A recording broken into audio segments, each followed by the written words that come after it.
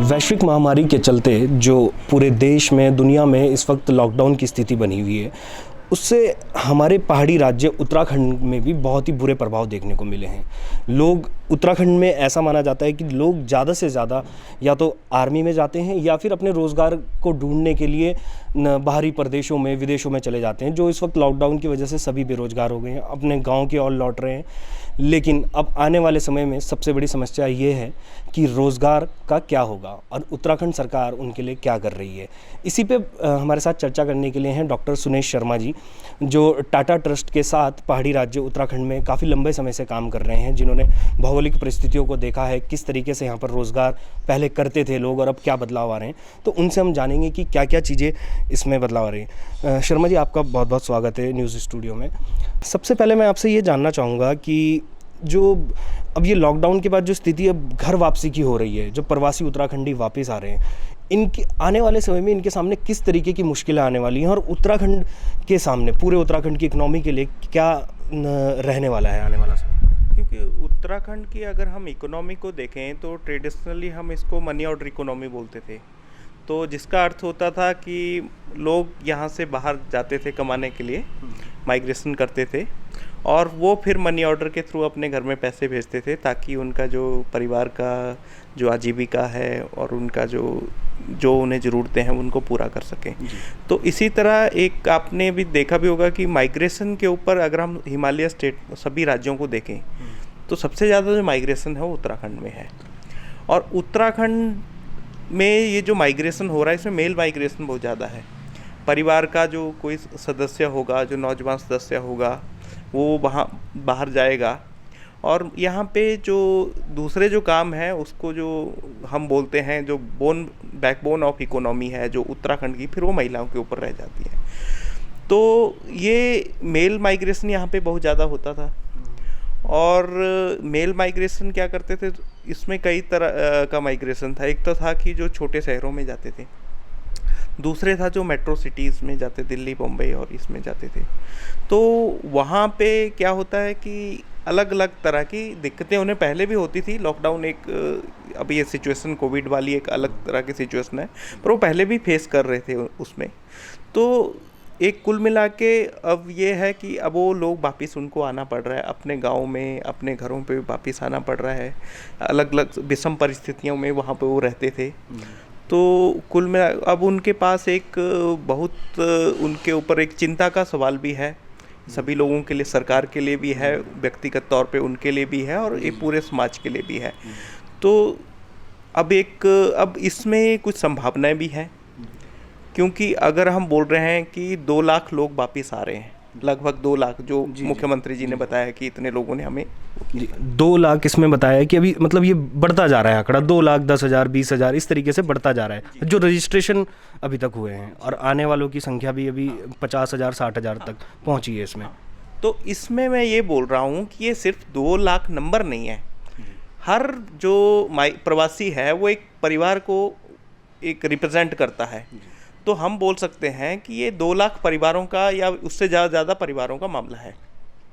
अगर हम ये बोलते हैं तो लगभग जो मुझे लग रहा है कि 25 से 30% जो पॉपुलेशन है वो डायरेक्टली अफेक्टेड होगी इस रिवर्स माइग्रेशन से।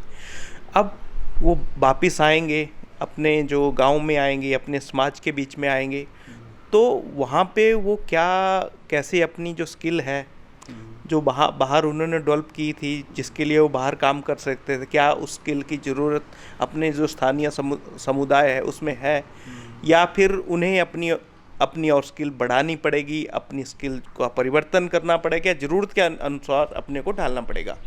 तो अभी हम जो सबसे इम्पोर्टेंट चीज़ है तो ये देखें कि अगर एक सर्वेक्षण अगर इसमें होता है कि हमारे पास कितने लोग आए हैं, तो मैं ये नहीं देख रहा हूँ कि वो स्टेट को वापस आ गए हैं और स्टेट पे बोझ बन रहे हैं, बल्कि मैं इसको पॉजिटिव और एक अपॉर्चुनिटी के रूप में देख रहा हूँ कि हमारे 2 लाख, अगर 2 लाख लोग आए हैं तो 4 लाख हाथ हमारे पास वापस आए हैं। तो इसको प्रदेश के विकास के लिए हम कैसे इसका उपयोग कर सकते हैं, और उनको जो उनकी स्किल मैपिंग होगी वो एक इम्पॉर्टेंट एस्पेक्ट रहेगा, उनका सर्वे रहेगा, वो एक इम्पॉर्टेंट चीज़ रहेंगी उसमें। एक मेरा सवाल इसमें बड़ा आ रहा है कि जो उत्तराखंड से युवा यहाँ से निकलता है, जो माइग्रेट करा है, वो हर तरीके का है। मतलब वो शुरुआत उसकी हो जाती है, कोई गरीब है तो वो बहुत छोटी उम्र में चला जाता है, पढ़ाई छोड़ के 7वीं 8वीं में भी होटलों में काम करने चले जाते हैं। फिर आते हैं मैट्रिक वाले, कुछ फिर युवा आते हैं जो इंजीनियरिंग करके जाते हैं। तो काफ़ी विविध यहाँ का जो माइग्रेशन रहा है वो काफ़ी विविध रहा है कि मतलब छोटे स्तर से लेकर और बड़े स्तर तक बुद्धिजीवी तक यहाँ पर हैं और अच्छे रिसर्च का काम कर रहे हैं। लेकिन अब ये सब लोग जब वापस आ रहे हैं तो क्या उत्तराखंड के पास इतनी कैपेबिलिटी है कि वो अब सिर्फ एक ऑर्गेनिक खेती के ज़रिए नहीं चल पाएगा? जो सरकार हमारी फोकस कर रही है, सबको सबकी स्किल्स के हिसाब से किस तरीके से उनको सेग्रीगेट किया जाएगा और किस तरीके से, और सबसे बड़ी बात है आईटी सेक्टर। तो क्या अब आने वाले समय में जो पहाड़ है, पहाड़ का सुदूर क्षेत्र है, वहाँ पर भी HCL और ये बड़ी बड़ी जो मल्टीनेशनल कंपनीज अपने छोटे छोटे सेटअप्स लगाएंगी, या सरकार कुछ इस तरीके के लिए उनको इनवाइट करेगी? क्योंकि अभी सिर्फ देखा जाता है देहरादून में ही एक IT पार्क है। अगर जो ये सब पहाड़ में जाती है तो वो युवा वहीं रुकेगा, नहीं तो फिर से ये अगर जो ये सब चीज़ नॉर्मल होती है तो फिर वो जाएगा। तो आपको क्या लगता है कि इसके लिए क्या बदलाव होने चाहिए और पहले क्यों नहीं हो पाया? देखिए, अगर हम परंपरागत इकोनॉमी अपनी जो आर्थिकी है उसको अगर देखेंगे तो इसमें ये था कि हमारी जो आर्थिकी थी वो हमारे प्राकृतिक संसाधनों के इर्द गिर्द में घूमती थी। हमारा जो आज भी आप डाटा देख लीजिए तो 80 से 90% के बीच में प्राइमरी जो सेक्टर है उसी में ज़्यादा लोग इंगेज्ड हैं। एग्रीकल्चर में इंगेज हैं, फॉरेस्ट्री में इंगेज हैं, और हमारा एक परंपरागत जो टूरिज़्म होता था यात्रा उस तीर्थाटन पे निर्भर थे। तो लोग बाहर क्यों गए? सबसे पहला सवाल है कि क्या ज़रूरत हो गई कि यहाँ से बाहर जाने की? तो जो प्राकृतिक संसाधन थे वो सैकड़ों सालों से हमारे पास थे। हमारी खेती थी और वन जो जंगल है 71% जो एरिया है वो रिजर्व फॉरेस्ट में है हमारा। तो लोगों के ऊपर एक हार्मनी थी, एक उनसे लगाव था जो संसाधनों से। अब बीच में क्या हुआ कि क्लाइमेट चेंज का जो चीज़ें हम देखते हैं इसमें, अब क्लाइमेट चेंज के कारण क्या हुआ कि यहाँ का जो एग्रीकल्चर है वो बहुत एक सब्सिस्टेंस निर्वाहन टाइप का एग्रीकल्चर है, वो कमर्शियल एग्रीकल्चर नहीं है हमारे पास। और हमारे पास जो खेती की ज़मीनें हैं वो भी बहुत छोटी छोटी जो लैंड होल्डिंग है वो है हमारे पास। अभी वो बहुत बड़े बड़े फार्म और उस टाइप का नहीं है। तो दिक्कतें ये आई कि रेन फेड हमारी एग्रीकल्चर है, बारिश में बदलाव हुए हैं, और जो क्योंकि बिना पानी के आपकी खेती नहीं हो सकती है, इरिगेशन आपकी चाहिए। और हमारे पास बड़े ट्यूबवेल और जो देश के दूसरे हिस्सों में जो सुविधाएं हैं वो नहीं है यहाँ पे। हमारा नेचुरल वाटर रिसोर्सेज पे अभी हमारा जो ये सारा माइक्रो इरिगेशन और जो कुछ आप बोल लीजिए उसी पे ऊपर हमारा सारा चल रहा है। तो क्या हुआ कि अभी मैंने कुछ एरिया में जो हमने देखा है, अध्ययन भी किए हैं, रिसर्च भी किया है, तो हमारी रिसर्च में ये था कि पहले जो 8 से 12 महीने का अनाज उनके पास हो जाता था, अभी वो अनाज जो है वो 2 से 3 महीने का हो गया है। जो लोगों की निर्भरता थी वो आ गई है, जो पब्लिक डिस्ट्रीब्यूशन सिस्टम था। वही मैं एक चीज़ ये जानना चाहूँगा कि जो 8 महीने से पूरे साल भर तक का अनाज जो वहाँ पर हो जाता था वो इतना एकदम से इतनी कमी पर आया। खैर ये एकदम नहीं होता, ये एक सतत प्रक्रिया रही होगी।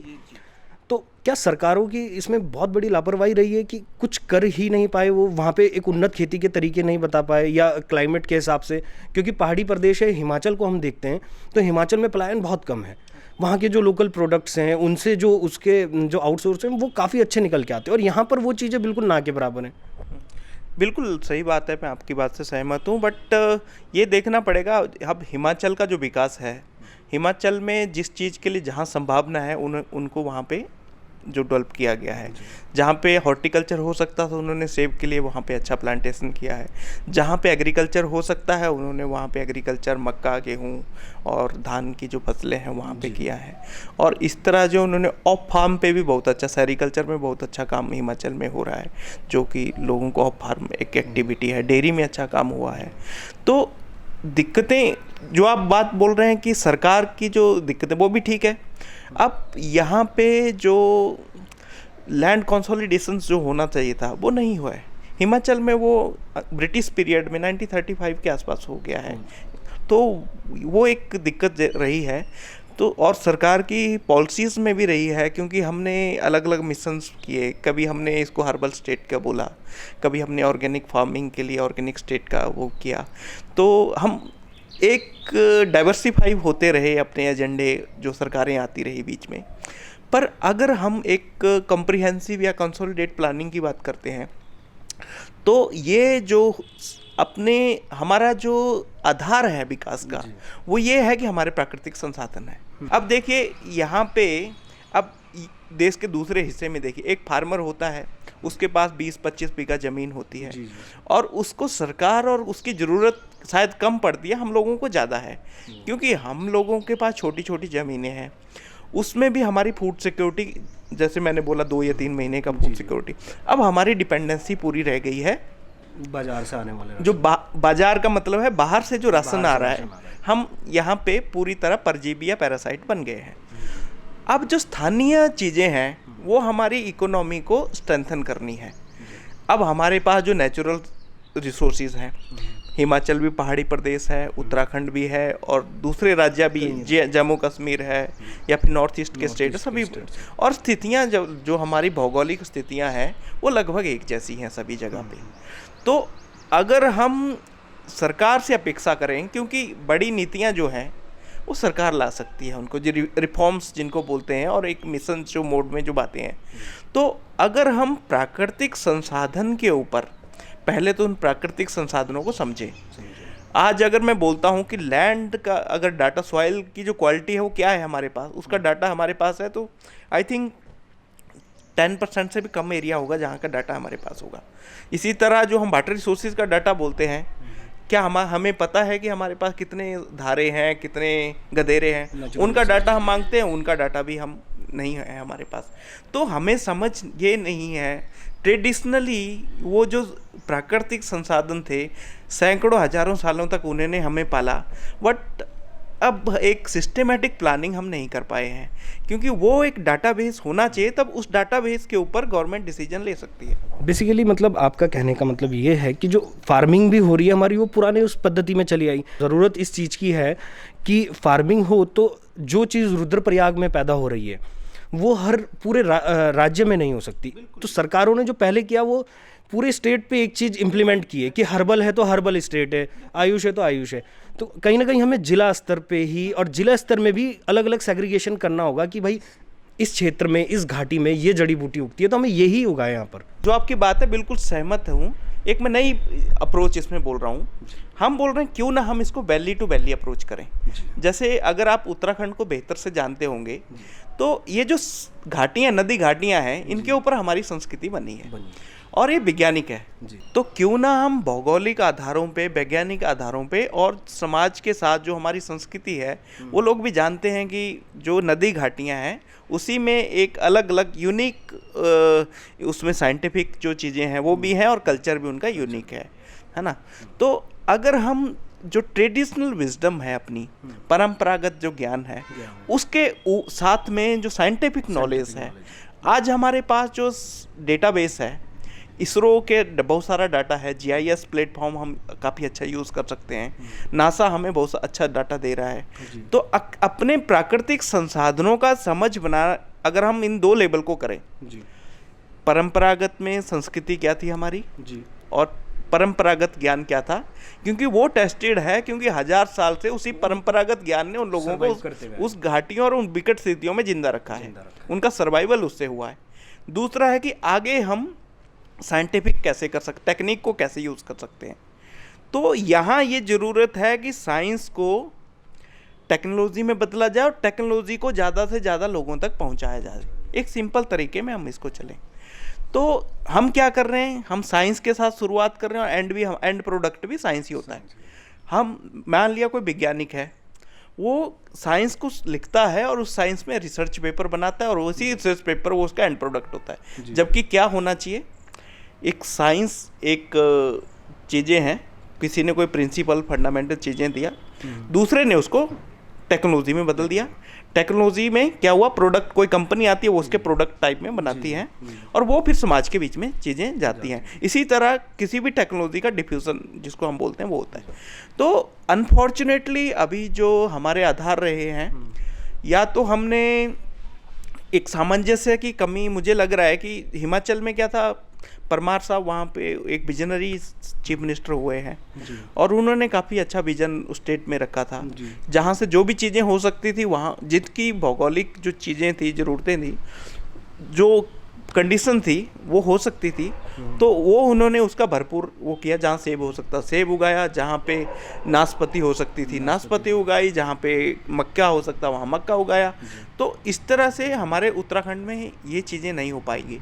अगर हम एग्रो क्लाइमेटिक जोन या माइक्रो क्लाइमेट उसकी बात हम करते हैं, तो अब सभी जानते हैं एग्रो क्लाइमेटिक मतलब क्या, सरल भाषा में इसको हम बताएंगे अगर जो हमारे व्यूअर्स देखेंगे तो। एग्रो क्लाइमेटिक्स का मेरा मतलब है कि जैसे कोई एक जोन होती है, एक रीजन होता है, ये जो किसी भी हॉर्टिकल्चर हो या एग्रीकल्चर जो कंडीशन, उसके लिए बहुत सारे फैक्टर प्रभावित करते हैं। वहाँ की मिट्टी कैसी है, वहाँ का तापमान कैसा है, वहाँ की बारिश कैसी है, ये सारी चीज़ें निर्धारित करती हैं किसी भी फसल के लिए। बेसिकली जो एग्रीकल्चर जो खेती के लिए क्या वहाँ पे सुइटेबल हो सकता है, वहाँ पे वो रहता है, उस क्लाइमेट को सूट वो करता है। अच्छा, अब मेरा एक चीज़ ये है कि ये चीज़ तो हो गई है कि जिससे हम उत्तराखंड थोड़ा पिछड़ा है भाई, मतलब हिमाचल के देखें और उत्तराखंड को देखें तो काफ़ी फ़र्क है। लेकिन अब सवाल ये उठता है कि सरकार अब ये कह रही है कि भाई अब हम जो सेंट प्लांट है और ये आयुर्वेदिक जो जड़ी बूटियाँ हैं, इसके लिए अब हम जगह को अलग अलग को चिन्हित करेंगे। कुछ छूट भी, रियायतें भी दी गई हैं, आपने भी उसके बारे में पढ़ा होगा। तो मैं जानना चाहता हूँ कि वो कितनी कारगर साबित होंगी और ऐसी क्या चीज़ें हैं, क्या पॉइंट हैं, क्या स्टेप हैं जो सरकार को अभी उठाने होंगे, जो आज ही से शुरू करने होंगे, क्योंकि कोविड से लड़ने के साथ साथ अब हमें दूसरी लड़ाई में भी शायद जुट जाना चाहिए। तो आप उसके लिए देखिए, मेरा सरकार से ये है कि मतलब है कि अगर उन्होंने 2005 के आसपास हर्बल स्टेट और उसकी घोषणा की थी, तो ये जो पहला स्टेप होना चाहिए था कि कहाँ क्या क्या चीज़ें हो सकती हैं, तो इस एक साइंटिफिक प्लानिंग होनी चाहिए। और मुझे लग रहा है अब हम 2020 में पहुँच गए हैं। 15 साल से हमारे पास ऐसा कुछ मतलब हो नहीं पाया। अगर वो 15 साल पहले हो जाता तो शायद हम हर्बल स्टेट आज हम उसका क्लेम कर सकते कि उत्तराखंड इज हर्बल स्टेट। तो वो बात एक थी। तो अगर हम, चलो अभी देर हुई है, बट अगर हम इसको एक व्यापक रूप में लें और सरकार एक मिशन मोड में जाए, ये फ़र्क नहीं पड़ता आज किसकी सरकार है, कल किसकी आएगी, पर स्टेट का एक विजन हो कि अगले हम 5 साल में अगर एक हर्बल स्टेट बनना है तो बनना है। अब इसमें ये उस सीएम का मामला था, ये इस सीएम का था, इसको हम भूल जाएं, पॉलिटिक्स राजनीति उसमें भूल जाएं हम।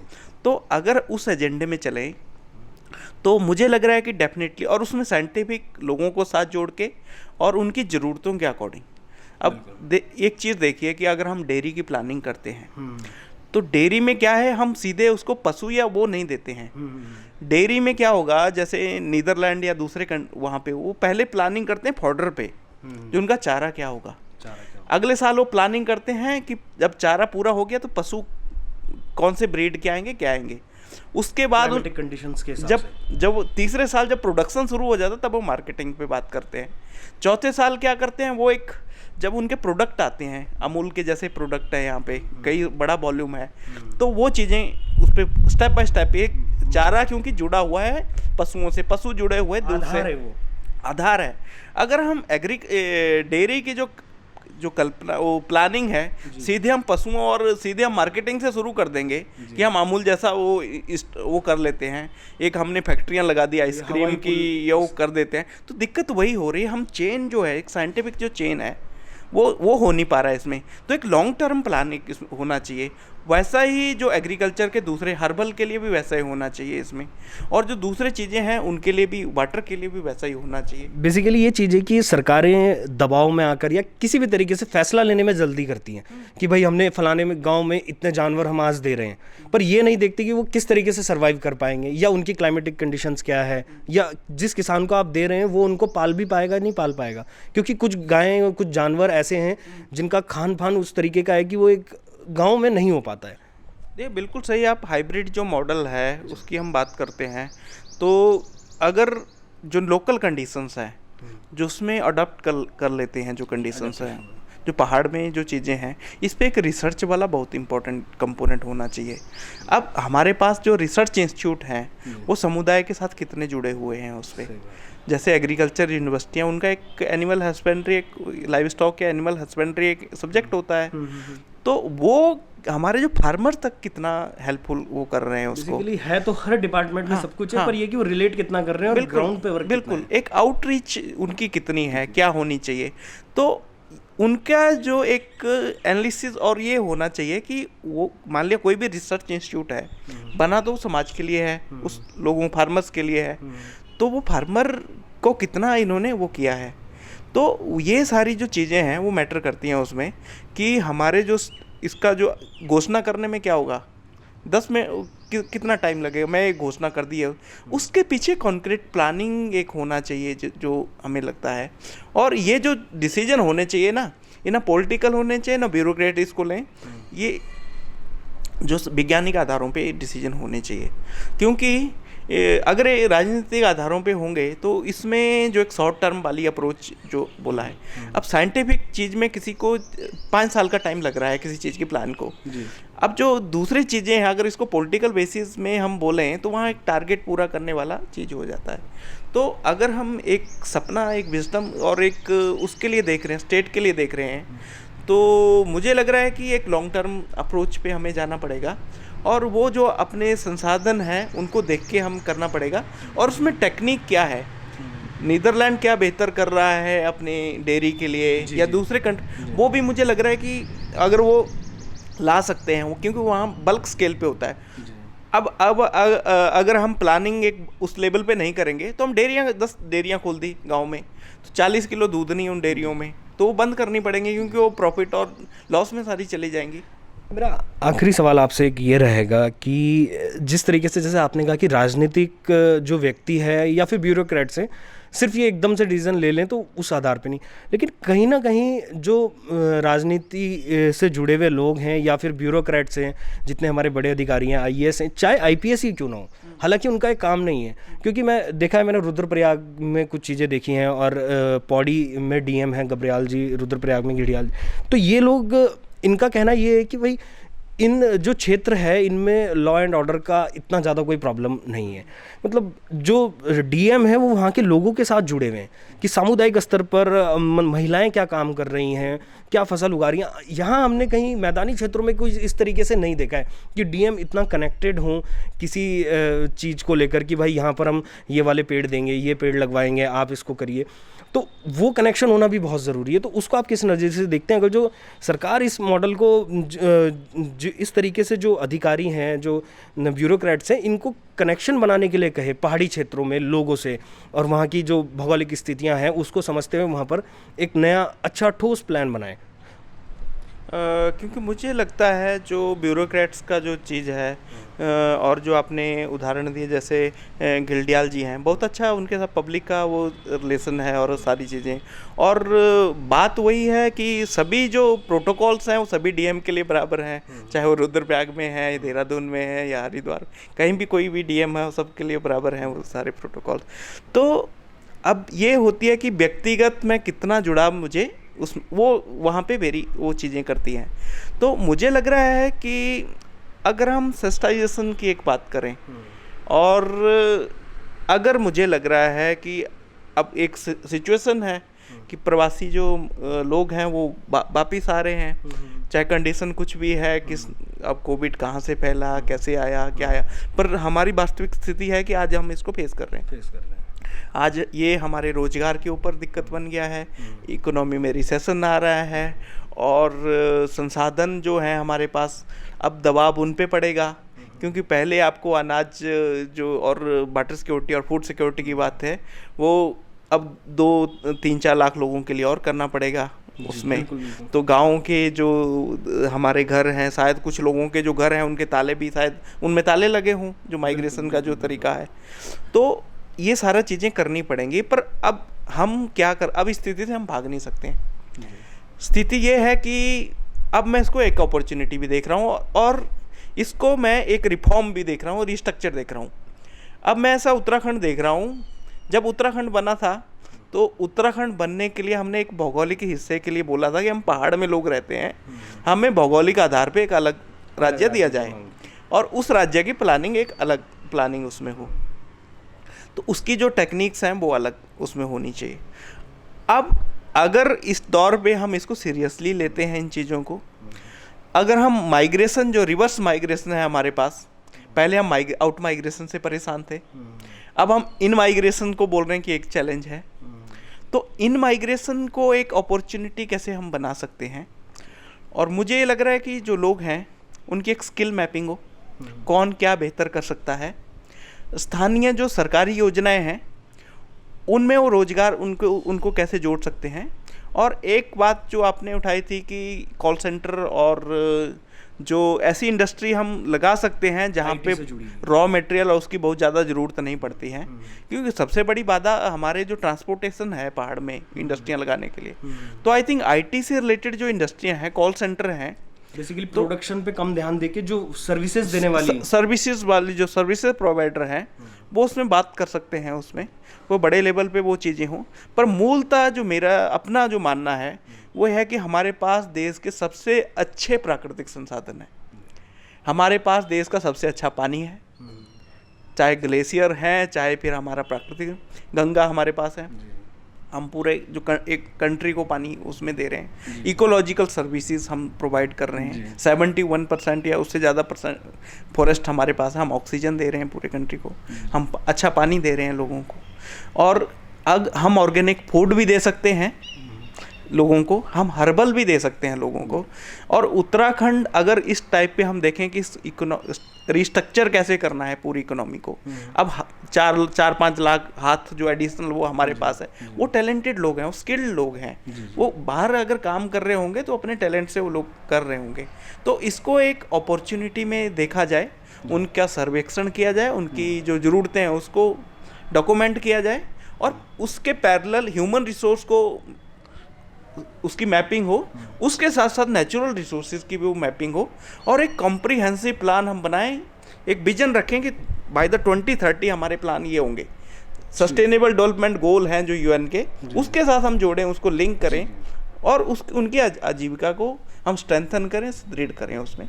तो आई थिंक ये जो चीज़ें रहेंगी तो वो हम एक जो हमने कल्पना की थी 2000 में 9 नवंबर 2000 को कि हमारा ऐसा स्टेट होगा, तो आई थिंक वो पूरा करने का एक जो मौका है, अपॉर्चुनिटी है, वो एक मिली है। और इसको पॉजिटिव कैसे यूज़ करना है वो एक विजन के ऊपर, और मुझे लग रहा है कि हमारी जो डिसीजन वाले जो लोग हैं वहाँ पे जो बैठे हैं, ब्यूरोक्रेट्स हैं, लोग हैं, इनको एक साथ मिलके काम करना चाहिए।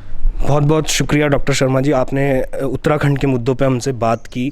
तो कहीं ना कहीं जो उत्तराखंड राज्य को बने हुए 20 साल हो गए हैं, और जिस मेन बुनियाद को लेके जो राज्य अलग हुआ था, एक पहाड़ी राज्य की मांग थी, तो राज्य बनते ही सार यहाँ से जो यहाँ का युवा था उसने पलायन और तेज़ी से किया। उत्तराखंड वैसा का वैसा ही रहा, बेतरतीब विकास हुआ, लेकिन जो स्थानीय लोग हैं, पहाड़ी लोग हैं, उनके लिए कुछ इतना नहीं कर पाया। अब एक ये मौका है सरकार के पास, जो सरकार अलग अलग कार्यक्रम चलाती है, लोगों को वापस बुलाती है कि अपने गांव आओ। इस वक्त लोग आ रहे हैं, तो इसको एक अपॉर्चुनिटी के तौर पर देखना चाहिए, एक मौके के तौर पर देखना चाहिए, और इनको सबको यहीं रोकने के लिए कि ये कुछ समय बाद फिर वापस न जाएं, कुछ एक ठोस नीति बनानी चाहिए, और उत्तराखंड का युवा उससे जुड़े, चाहे वो ऑर्गेनिक खेती हो, चाहे कंपनीज में काम करने हो, स्किल के आधार पर उनको काम दिया जाए। न्यूज़ स्टूडियो के लिए सौरव सिंह बिष्ट, देहरादून।